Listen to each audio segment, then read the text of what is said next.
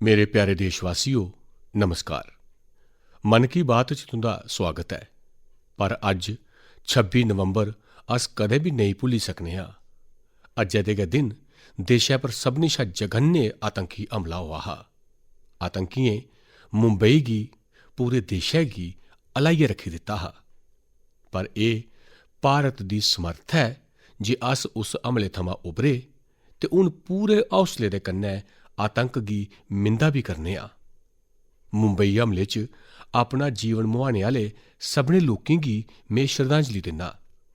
इस हमले च साढ़े जेह्ड़े जांबाज वीरगति गी प्राप्त होए, देश अज्ज उ'नेंगी चेता करै करदा ऐ। मेरे परोआर दे सदस्यो, 26 नवंबर दा अज्जै दा एह् ध्याड़ा इक होर वजह करी बी बड़ा म्हत्तवपूर्ण ऐ। 1949 च अज्जै दे गै ध्याड़ै संविधान सभा ने भारत दे संविधान गी अंगीकार कीता हा। मिगी चेता ऐ जिसलै ब'रे 2015 च अस बाबा साहेब अम्बेडकर हुंदी 125वीं जन्म जयंती मना करदे हे, उस्सै समें एह् विचार आया हा जे 26 नवंबर गी संविधान दिवस दे तौर पर मनाया जा। ते तदूं थमां हर ब'रै अज्जै दे इस दिन गी अस संविधान दिवस दे रूप च मनांदे आवा करने आं। में सभनें देशवासियों गी संविधान दिवस दियां मतियां शुभकामनां दिन्ना ते अस सब्भै मिलियै नागरिकें दी जिम्मेदारी गी प्राथमिकता दिंदे होई विकसित भारत दे संकल्प गी पक्क गै पूरा करगे। साथियो, अस सब्भै जानने आं जे संविधान दे निर्माण च 2 ब'रे 11 म्हीने 18 दिन दा समें लग्गा हा। श्री सच्चिदानंद सिन्हा जी संविधान सभा दे सभनें शा बुजुर्ग सदस्य हे। 60 कोला मते मुल्खें दे संविधान दा अध्ययन ते लम्मी चर्चा परैंत साढ़े संविधान दा मसौदा त्यार होआ हा। मसौदा त्यार होने परैंत उसी खीरी रूप देने थमां पैह्लै ओह्दे च 2000 थमां मते संशोधन फ्ही कीते गे हे। 1950 च संविधान लागू होने दे बाद बी हुनै तक्कर कुल 106 बारी संविधान संशोधन कीता जाई चुके दा ऐ। समें, हालात, देशै दी जरूरत गी दिखदे होई बक्ख-बक्ख सरकारें बक्ख-बक्ख समें पर संशोधन कीते।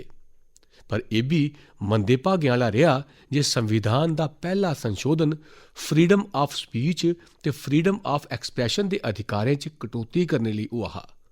उत्थैं गै संविधान दे 44वें संशोधन दे माध्यम कन्नै एमरजेंसी दे दरान कीती गेदी गलतियें गी सुधारेआ गेआ हा। साथियो, एह् बी बड़ा प्रेरणा देने आह्ला ऐ जे संविधान सभा दे किश सदस्य मनोनीत कीते गे हे, जिंदे चा 15 महिलां हियां। ऐसी गै इक सदस्य हंसा मेहता जी होरें महिलाएं दे अधिकार ते न्याय दी आवाज बुलंद कीती ही। उस दौर च भारत ओकड़े किश देशें च हा जित्थै महिलाएं गी संविधान थमां मतदान दा अधिकार दित्ता गेआ।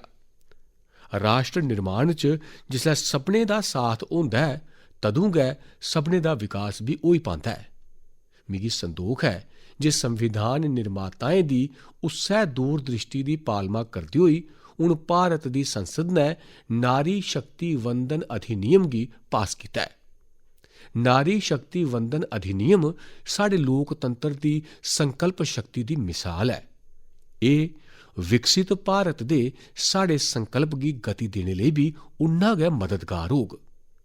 मेरे परोआर दे सदस्यो, राष्ट्र निर्माण दी कमान जिसलै जनता जनार्दन सांभी लैंदी ऐ तां दुनिया दी कोई बी ताकत उस देशै गी अग्गै बधने थमां नेईं रोकी पांदी। अज्ज भारत च बी साफ नजरी आवा करदा ऐ जे केईं तब्दीलियें दा नेतृत्व देशै दी 140 करोड़ जनता गै करै करदी ऐ। एह्दी इक प्रतक्ख मिसाल असें ध्यारें दे इस समें च दिक्खी ऐ। पिछले म्हीने मन की बात च में वोकल फॉर लोकल यानी मकामी उत्पादें गी खरीदने पर जोर दित्ता हा। पिछले किश दिनें दे अंदर गै दियाली, टिक्का ते छठ पर देशै च 4 लक्ख करोड़ कोला मते दा कारोबार होआ ऐ ते इस दौरान भारत च बने दे उत्पादें गी खरीदने दा जबरदस्त उत्साह लोकें अंदर दिक्खेआ गेआ। हून ते घरै दे बच्चे बी हट्टी पर किश खरीददे बेल्लै एह् दिक्खन लगी पेदे न जे ओह्दे च मेड इन इंडिया लिखे दा ऐ जां नेईं लिखे दा ऐ। इन्ना गै नेईं, ऑनलाइन समान खरीदते बेल्लै भी लोग कंट्री ऑफ ओरिजिन इसी भी दिक्खना नहीं भुलदे न। साथियो, जियां स्वच्छ भारत अभियान की कामयाबी गै ओह्दी प्रेरणा बना करदी है, उआं गै वोकल फॉर लोकल की कामयाबी विकसित भारत समृद्ध भारत दे भित्त खोला करदी है। वोकल फॉर लोकल दा एह् अभियान पूरे देशै दी अर्थव्यवस्था गी मजबूती दिंदा है। वोकल फॉर लोकल अभियान रोजगार की गरंटी है, एह् विकास की गरंटी है, एह् देशै दे संतुलित विकास की गरंटी है। एह्दे नै शैह्री ते ग्रामीण दौनें गी बरोबर दे मौके थ्होंदे न। एह्दे नै मकामी उत्पादें च वैल्यू एडिशन दी भी बत्त बनदी है ते जेकर कदै कुल संसारी अर्थव्यवस्था च उतार चढ़ाव औंदा है तां वोकल फॉर लोकल दा मंत्र साड़ी अर्थव्यवस्था गी संरक्षित भी करदा है। साथियो, भारती उत्पादें दे प्रति एह् भावना छड़ी ध्यारें तक्कर सीमित नहीं रौह्नी लोड़चदी। हुण ब्याहें दा मौसम भी शुरू होई गेदा है। किश बपार संगठनें दा अंदाजा है जे ब्याहें दे इस सीजन च करीब 5 लाख करोड़ रपें दा कारोबार होई सकदा है। ब्याहें कन्नै जुड़ी दी खरीदारी च भी तुस सब्भै भारत च बने दे उत्पादें गी गै म्हत्तव देओ। ते हां, जेल्लै ब्याह दी गल्ल निकली ऐ तां इक गल्ल मिगी लम्मे अरसे थमां कदें कदें बड़ी तकलीफ दिंदी ऐ ते मेरे मनै दी पीड़ मैं मेरे परिवार दे सदस्यें गी नेईं आखगा तां कुसी आखगा।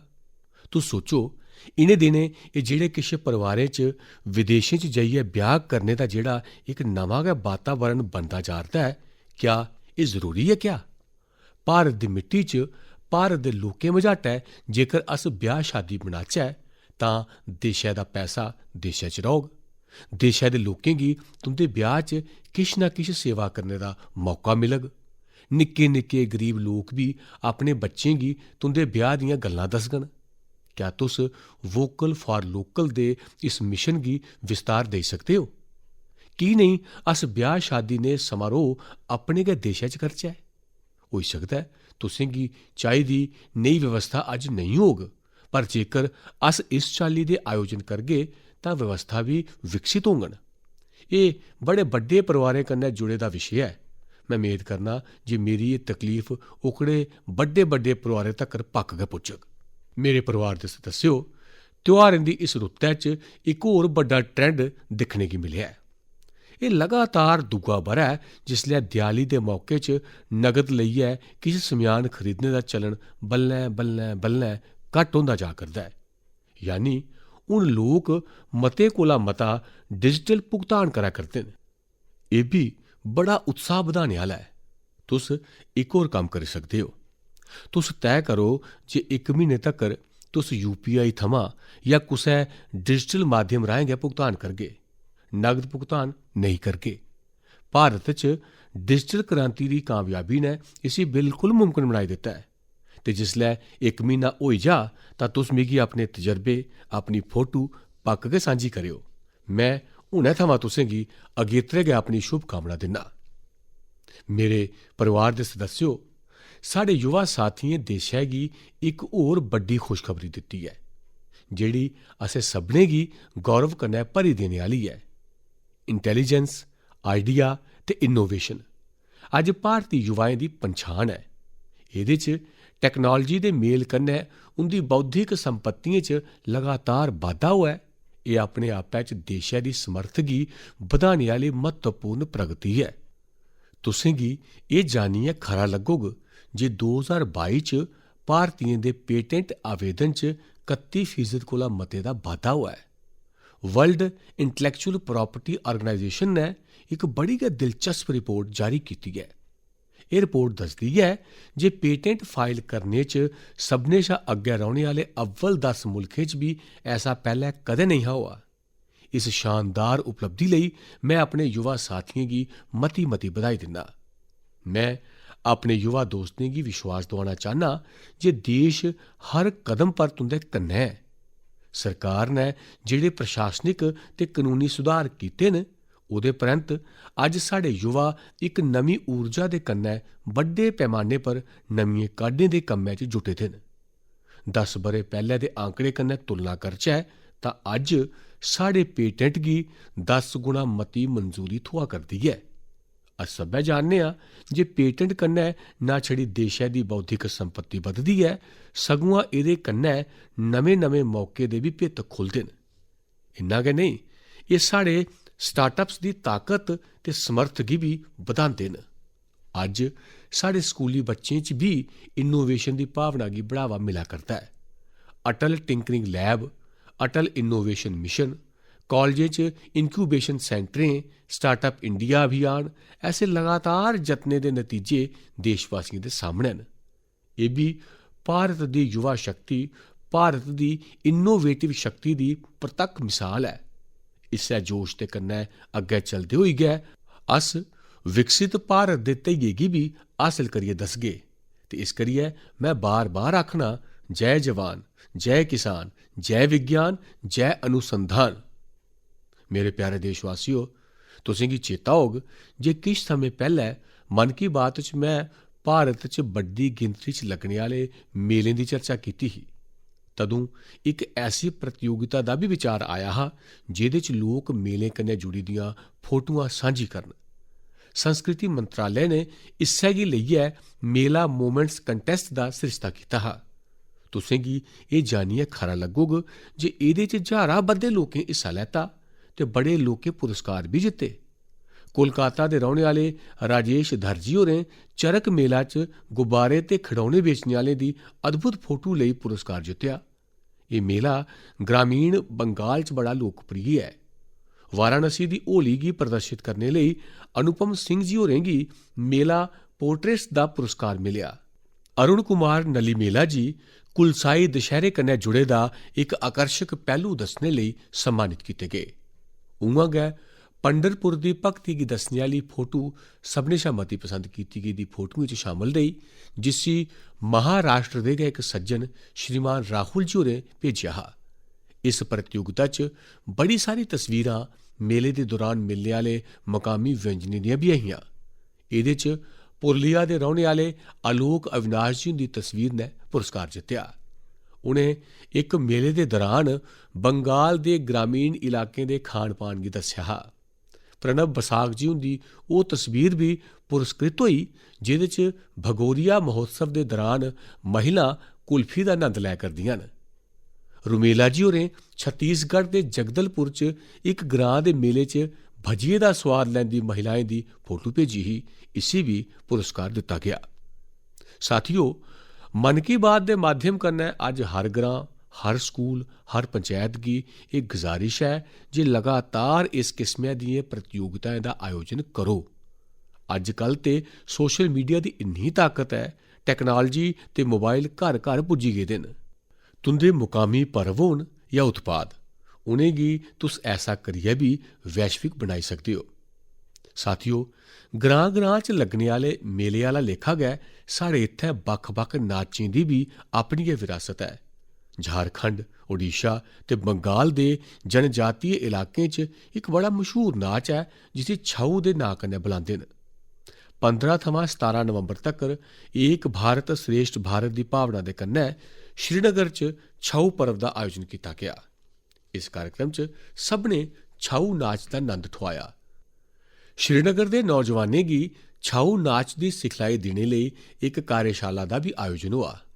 इस्सै चाल्ली किश हफ्ते पैह्लै गै कठुआ जिले च बसोली उत्सव आयोजित कीता गेआ।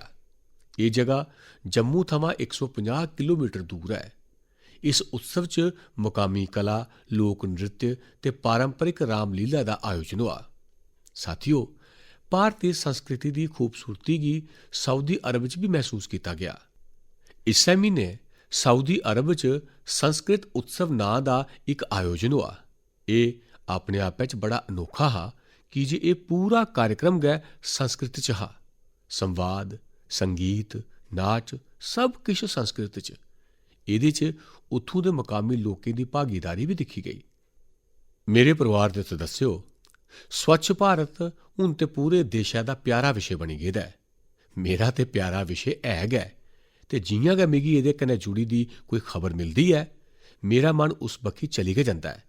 ते स्वाभाविक ऐ, फ्ही तां उसगी मन की बात अभियान नै साफ सफाई ते सार्वजनिक स्वच्छता गी लेइयै लोकें दी सोच बदली दित्ती ऐ। एह् पैह्ल अज राष्ट्रीय भावना की प्रतीक बनी गई है, जिसने करोड़ें देशवासियों के जीवन की बेहतर बनाया है। इस अभियान ने बख बख खेत्रें के लोकें, खास करियै युवाएं की सामूहिक भागीदारी लिए भी प्रेरित किया है। ऐसा गै एक सराहनेयोग जतन सूरत च दिखने की थोआ है। युवाएं की एक टीम ने इत्थै प्रोजेक्ट सूरत एदी शुरुआत की है। एदा लक्ष्य सूरत की एक ऐसा आदर्श शहर बनाना है जिहड़ा सफाई ते टिकाऊ विकास की बेहतरीन मिसाल बने। सफाई संडे के नां कन्नै शुरू होए दे इस जतन के तहत सूरत के युवा पैह्ले सार्वजनिक थारें ते डुमास बीच की सफाई करते हे। मगरा एह् लोक तापी नदी के कंढे की सफाई च भी जी जान कन्नै जुटी गए ते तुसें गी जानियै खुशी होग, दिखदे गै दिखदे एह्दे कन्नै जुड़े दे लोकें की गिनतरी 50,000 थमां बद्ध होई गई है। लोकें थमां थ्होए दे समर्थन कन्नै टीम का आत्मविश्वास बधेआ, जेह्दे परैंत उ'नें कचरा किट्ठा करने का कम्म भी शुरू किया। तुसें गी जानियै हैरानगी होग जे इस टीम ने लखां किलो कचरा हटाया है। जमीनी स्तर पर किए गेदे ऐसे जतन बड़े बड्डे बदलाव आने आह्ले होंदे न। साथियो, गुजरात थमां गै इक होर जानकारी आई है। किश हफ्ते पैह्ले उत्थै अंबाजी च भादरवी पूर्णम मेले का आयोजन किया गया हा। इस मेले च 50 लख थमां मते लोक आए। एह् मेला हर ब'रै होंदा है। इसदी सभनें शा खास गल्ल एह् रेही जे मेले च आए दे लोकें गब्बर हिल दे इक बड्डे हिस्से च सफाई अभियान चलाया। मंदरें दे आले दुआले दे पूरे इलाके गी साफ रखने दा एह् अभियान बड़ा प्रेरणा देने आह्ला है। साथियो, मैं हमेशा आखना जे स्वच्छता कोई इक दिन या इक हफ्ते का अभियान नहीं है, सगुआं एह् ते जीवन च उतारने आह्ला कम्म है। अस अपने आले दुआले ऐसे लोग दिक्खने भी हां जिन्हें अपना पूरा जीवन स्वच्छता कन्नै जुड़े दे विशे पर गै लाई दित्ता। तमिलनाडु दे कोयम्बटूर च रौह्ने आह्ले लोगानाथन जी भी बेमिसाल न। बचपन च गरीब बच्चें दे फटे दे टल्लें गी दिक्खियै ओह् अक्सर परेशान होई जंदे हे।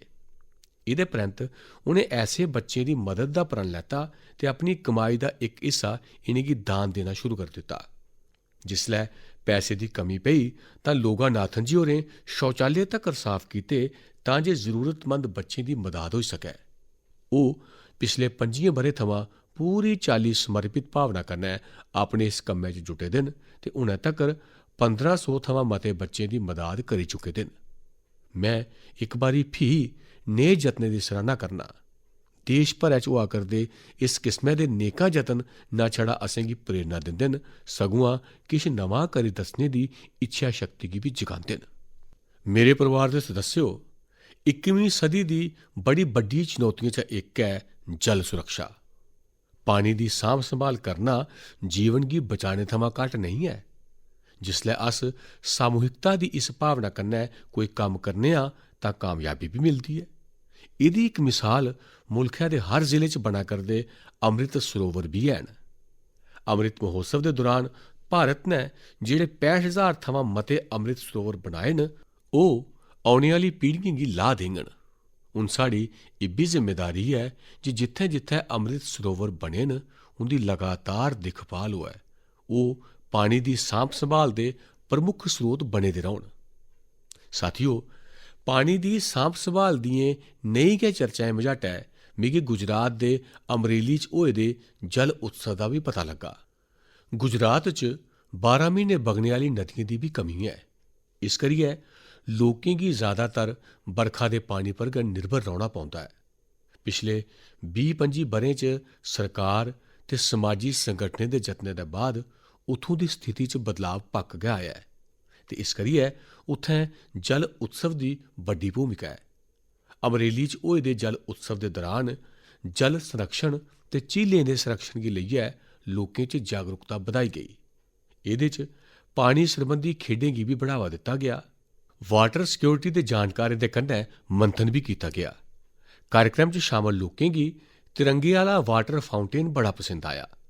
इस जल उत्सव दा आयोजन सूरत दे हीरे दे कारोबार च नां कमाने आह्ले सावजी भाई ढोलकिया हुंदे फाउंडेशन ने कीता। मैं एह्दे च शामल हर इक माह्नुए गी बधाई दिन्ना, पानी दी सांभ संभाल लेई नेह् गै कम्म करने दियां शुभकामनां दिन्ना। मेरे परिवार दे सदस्यो, अज दुनिया भरै च कौशल विकास दे महत्व गी स्वीकार कीता जा करदा है। जिसलै अस कुसै गी कोई हुनर सखाने आं तां उसी छड़ा हुनर गै नेईं दिंदे, सगुआं उसी औंदन दा इक जरिया बी दिन्ने आं। ते जिसलै मिगी पता लग्गा जे इक संस्था पिछले 4 दहाके थमां कौशल विकास दे कम्मै च जुटी दी ऐ तां मिगी होर भी खरा लग्गा। एह् संस्था आंध्र प्रदेश दे श्रीकाकुलम च ऐ ते एह्दा नांऽ बेल्जीपुरम यूथ क्लब है। कौशल विकास पर ध्यान केंद्रित करियै बेल्जीपुरम यूथ क्लब ने करीब 7000 महिलाएं गी सशक्त बनाया है। इंदे चा मती सारी महिलां अज अपने दम उप्पर अपना किश कम्म करै करदियां न। इस संस्था ने बाल मजूरी करने आह्ले बच्चें गी भी कोई ना कोई हुनर सखाइयै उ'नेंगी उस माड़े चक्कर थमां बाह्र कड्ढने च मदद कीती है। बेल्जीपुरम यूथ क्लब दी टीम ने करसान उत्पाद संघ यानी FPO कन्नै जुड़े दे करसानें गी भी नमां हुनर सखाया, जेह्दे ने खरी मती गिनती च करसान सशक्त होए न। स्वच्छता गी लेइयै भी एह् यूथ क्लब ग्रां-ग्रां च जागरूकता फैला करदा है। इसने नेकां शौचालयें दे निर्माण च भी मदद कीती है। मैं कौशल विकास लेई इस संस्था कन्नै जुड़े दे सभनें लोकें गी मती बधाई दिन्ना, उंदी सराहना करना। अज्ज देशै दे ग्रां-ग्रां च कौशल विकास लेई नेह् गै सामूहिक जतनें दी लोड़ ऐ। साथियो, जिसलै कुसै इक लक्ष्य लेई किट्ठे रलियै जतन हुंदा ऐ तां कामयाबी दी उंचाई भी होर मती होई जंदी ऐ। मैं तुंदे सभनें कन्नै लद्दाख दी इक प्रेरणा देने आह्ली मिसाल सांझी करना चाह्न्नां। तुसें पश्मीना शाल दे बारे च ते पक्क गै सुने दा होग। पिछले किश समें थमां लद्दाखी पश्मीना दी भी बड़ी चर्चा होआ करदी ऐ। लद्दाखी पश्मीना लूम्स ऑफ लद्दाख दे नांऽ कन्नै दुनिया भरै दे बजारें च पुज्जा करदा ऐ। तुस एह् जानियै र्हान रेही जागे जे इसी त्यार करने च 15 ग्राएं दियां 450 शा मतियां महिलां शामल न। पैह्लें ओह् अपने उत्पाद उत्थै औने आह्ले सैलानियें गी गै बेचदियां हियां, पर हून डिजिटल भारत दे इस दौर च उंदी बनाई दियां चीजां देश दुनिया दे बक्ख-बक्ख बजारें च पुज्जन लगी पेदियां न। यानी साढ़ा लोकल हून ग्लोबल होआ करदा ऐ ते एह्दे कन्नै इनें महिलाएं दी कमाई भी बधी ऐ। साथियो, नारी शक्ति दी नेही कामयाबियां देशै दे कोने-कोने च मौजूद न। लोड़ नेही गल्लें गी मते कोला मता सामनै आह्नने दी ऐ ते एह् दस्सने आस्तै मन की बात थमां बेहतर होर केह् होग। तां तुस बी नेही मिसालें गी मेरे कन्नै मते कोला मता सांझा करो। मैं भी पूरी कोशिश करगा जे उ'नेंगी तुं'दे दरम्यान आह्नी सकां। मेरे परिवार दे सदस्यो, मन की बात च अस नेह् सामूहिक जतनें दी चर्चा करदे रेह् आं जिंदे राहें समाज च बड्डे बदलाव आए न। मन की बात दी इक होर उपलब्धि एह् बी ऐ जे इसने घर-घर च रेडियो गी होर मता लोकप्रिय बनाई दित्ता है। माई गोव पर मिगी उत्तर प्रदेश च अमरोहा दे राम सिंह बौद्ध जी हुंदी इक चिट्ठी मिली ऐ। राम सिंह जी पिछले केईं दहाके थमां रेडियो संग्रह करने दे कम्म च जुटे दे न। उंदा आखना है जे मन की बात दे बाद थमां उंदे रेडियो म्यूजियम दे प्रति लोकें दी उत्सुकता होर बधी गेई ऐ। इ'यां गै मन की बात थमां प्रेरित होइयै अहमदाबाद दे कोल तीर्थ धाम प्रेरणा तीर्थ ने इक दिलचस्प प्रदर्शनी लाई ऐ। एह्दे च देश विदेश दे 100 कोला मते एंटीक रेडियो रखे गेदे न। इत्थै मन की बात दे हुनै तक्कर दे सभनें एपिसोडें गी सुनेआ जाई सकदा ऐ। केईं होर मिसालां न जिंदे थमां पता लगदा ऐ जे कि'यां लोकें मन की बात थमां प्रेरित होइयै आपूं अपना कम्म शुरू कीता। नेही गै इक मिसाल कर्नाटक दे चामराजनगर दी वर्षा जी हुंदी ऐ, जिनेंगी मन की बात ने अपने पैरें पर खड़ा होने लेई प्रेरित कीता। इस कार्यक्रम दे इक एपिसोड थमां प्रेरित होइयै उ'नें केले कन्नै जैविक हैल बनाने दा कम्म शुरू कीता। कुदरत कन्नै बड़ा लगाव रखने आह्ली वर्षा जी हुंदी एह् पैह्ल दुए लोकें लेई भी रोजगार दे मौके लेइयै आई ऐ। मेरे परिवार दे सदस्यो, कल 27 नवंबर गी कत्ते म्हीने दी पुन्नेआ दा पर्व ऐ। इस्सै दिन देव दीपावली बी मनाई जंदी ऐ ते मेरा ते मन रौंह्दा ऐ जे मैं काशी दी देव दीपावली पक्क गै दिक्खां। इस बारी मैं काशी ते नेईं जाई सकै करना, पर मन की बात दे माध्यम कन्नै बनारस दे लोकें गी अपनियां शुभकामनां पक्क गै भेजा करना। इस बारी भी काशी दे घाटे पर लखां बद्धे दिए बाले जाङन, भव्य आरती होग, लेजर शो होग, लक्खें दी गिनतरी च देश विदेश थमां आए दे लोक देव दीपावली दा नंद लैङन। साथियो, कल पुन्नेआ दे दिन गै गुरु नानक देव जी हुंदा भी प्रकाश पर्व है। गुरु नानक जी हुंदे अनमोल संदेश भारत गै नहीं, दुनिया भरै लेई अज्ज भी प्रेरणा देने आह्ले ते प्रासंगिक न। एह् असेंगी सादगी, सद्भाव ते दूएं दे प्रति समर्पित होने लेई प्रेरित करदे न। गुरु नानक देव जी होरें सेवा भावना, सेवा कम्मै दी जेह्ड़ी सिक्ख दित्ती, ओह्दी पालमा साढ़े सिक्ख भ्रा भैन पूरी दुनिया च करदे नजरी औंदे न। मैं मन की बात दे सभनें श्रोताएं गी गुरु नानक देव जी हुंदे प्रकाश पर्व दियां मतियां मतियां शुभकामनां दिन्ना। मेरे परिवार दे सदस्यो, मन की बात च इस बारी मेरे कन्नै इन्ना गै। दिखदे गै दिखदे 2023 समाप्ति बक्खी बधा करदा ऐ ते हर बारी आह्ला लेखा अस तुस इब्बी सोचा करने आं जे भाई इन्नी तौले एह् बरा लंघी गेआ। पर इब्बी सच्च ऐ जे एह् बरा भारत लेई बेशुमार उपलब्धियां आह्ला बरा रेहा ऐ ते भारत दियां उपलब्धियां हर भारतीय दी उपलब्धि ऐ। मिगी खुशी है जे मन की बात भारतीयें दी ऐसी उपलब्धियें गी सामने आह्नने दा इक सशक्त माध्यम बनेआ ऐ। अगली बारी देशवासियों दी केई सारी कामयाबियें पर फ्ही तुंदे कन्नै गल्लबात होग। तदूं तक्कर लेई मिगी विदेआ दिओ। मता मता धन्नवाद। नमस्कार।